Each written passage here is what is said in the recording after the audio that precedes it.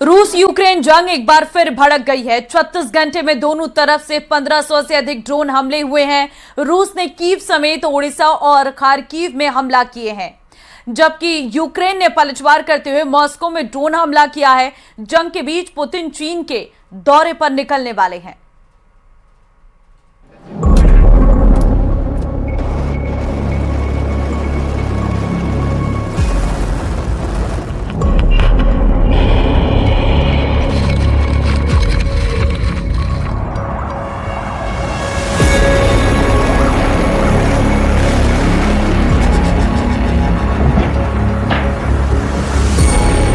ये जंग यूक्रेन की आखिरी जंग हो सकती है।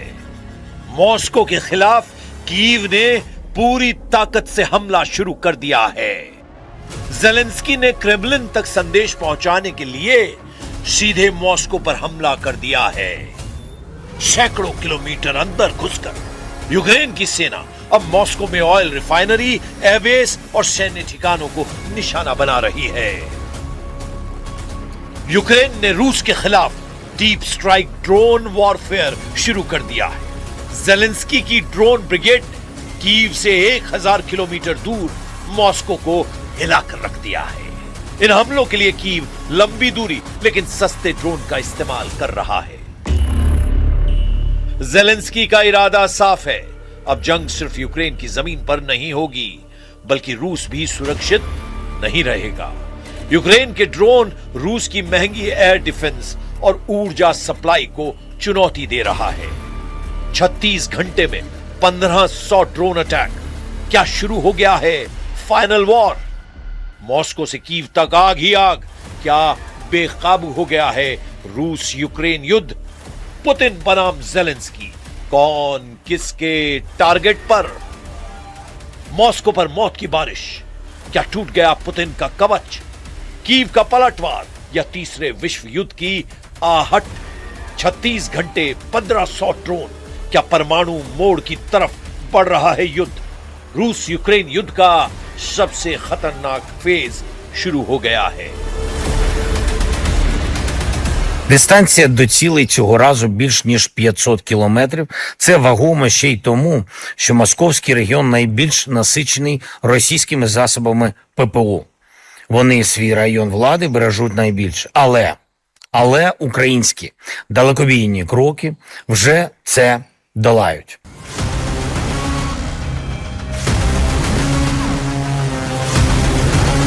जंग के 5वें साल रूस यूक्रेन युद्ध सबसे खतरनाक फेज में पहुंच गया है।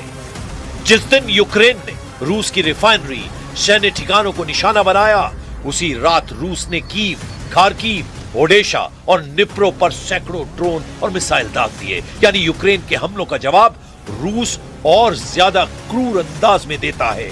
और रूस यूक्रेन जंग पूरी तरह से राजधानी बनाम राजधानी में बदल जाती है। 13 से 15 मई को रूस ने पहला हमला किया था। 3 दिन में रूस ने 1500 से ज्यादा ड्रोन, 50 से ज्यादा मिसाइलें दागी। कीव पर घंटों लगातार हमले हुए। इन हमलों में 20 से 27 लोगों के मारे जाने का दावा है। यूक्रेन ने हमलों का जवाब 16 और 17 मई की रात दिया। यूक्रेन ने दावा किया कि 500 से ज्यादा ड्रोन से मॉस्को को टारगेट किया गया। कुछ रिपोर्ट्स में 1000 से ज्यादा ड्रोन का भी जिक्र है। इन हमलों में रूस में 4 मौत का दावा किया गया। यूक्रेन के हमलों में मॉस्को की तेल रिफाइनरी को नुकसान हुआ। मॉस्को में एयरपोर्ट और मिलिट्री ठिकानों पर हमले हुए। रूस ने दावा किया कि उसने ज्यादातर ड्रोन को हवा में ही मार गिराया। В связи также стоит просто лишний раз обратить внимание на непрекращающиеся удары вооруженных сил Украины с помощью дронов по мирным объектам и объектам гражданской инфраструктуры в разных российских городах и населенных пунктах.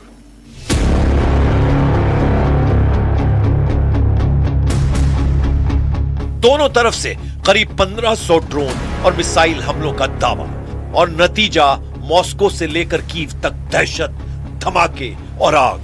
यूक्रेन ने रूस के दिल यानी मॉस्को रीजन पर हमला किया तो रूस ने कीव, ओडेशा, निप्रो और खेरसोन और कई शहरों पर ड्रोन और मिसाइल हमलों से इन शहरों को दहला दिया। पूरा मंजर ऐसा बन गया जैसे आसमान युद्ध का मैदान बन गया हो। जंग में यूक्रेन ने 500 किलोमीटर से ज्यादा रेंज वाले सस्ते स्वॉर्म यानी झुंड में हमला करने वाले ड्रोन का इस्तेमाल किया तो ईरान के अंदाज में शाहिद ड्रोन से पलटवार किया। रूस ने पलटवार में ड्रोन के साथ मिसाइल का कॉकटेल मिक्स कर कीव को दहलाया।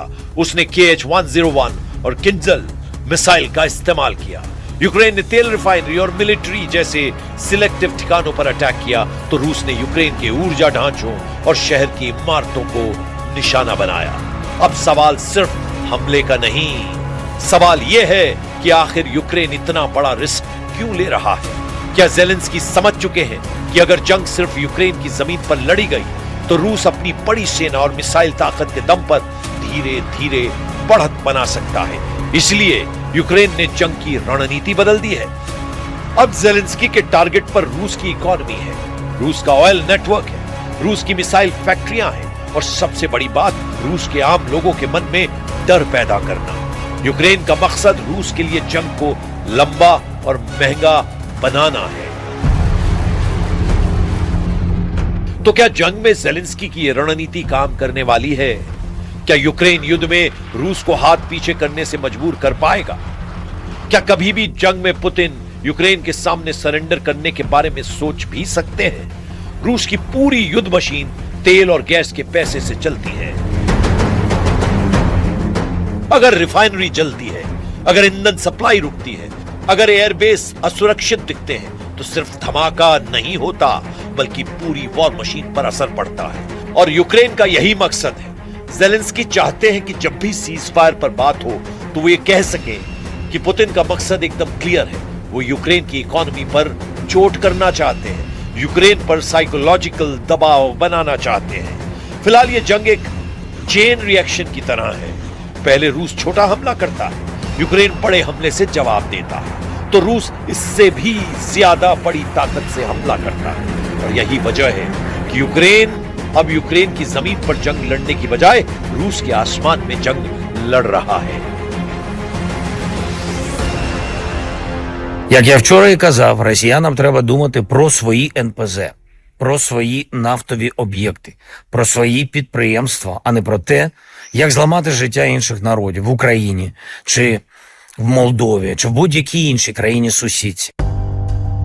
उधर पुतिन भी जंग से पीछे हटते हुए नहीं दिखाई दे रहे हैं। क्रेमलिन हर बार ज़ेलेंस्की के पलटवार का जवाब बड़े हमले से देता है। क्रेमलिन का मानना है कि अगर मॉस्को पर हमले का जवाब और ज्यादा ताकत से नहीं दिया गया तो रूस की सुपर पावर इमेज को बड़ा झटका लग सकता है। और जंग में मॉस्को ब्रिगेड की पहली स्ट्रेटेजी भी साफ दिखाई दे रही है। रूस अब सिर्फ बॉर्डर पर नहीं बल्कि यूक्रेन के बड़े शहरों, बिजली ढांचे और कमांड नेटवर्क को लगातार निशाना बना रहा है। जंग में हर महीने रूस करीब 1.5 लाख करोड़ रुपए खर्च कर रहा है। इसकी भरपाई रूस तेल के पैसे और टैक्स से चुकता कर रहा है। हर महीने जंग में रूस के करीब 30,000 सैनिक जख्मी हो रहे हैं या मारे जा रहे हैं। इनकी रिप्लेसमेंट के लिए रूस की सेना में हर महीने सैनिकों की भर्ती हो रही है। लेकिन इस जंग का सबसे बड़ा साइड इफेक्ट अभी बाकी है। अगर यही हमले और तेज हुए, अगर रूस नेटो सपोर्ट को सीधे निशाना बनाने लगा, अगर किसी बड़े न्यूक्लियर या एनर्जी फैसिलिटी पर हमला हुआ, तो क्या यह युद्ध अचानक पूरी दुनिया को अपनी चपेट में ले सकता है? क्योंकि अब यह जंग सिर्फ रूस यूक्रेन की नहीं लगती, ये दुनिया की सबसे बड़ी सैन्य ताकतों की युद्ध ट्रेलर जैसा हो गया है, जिसमें कई साझेदार शामिल हो सकते हैं।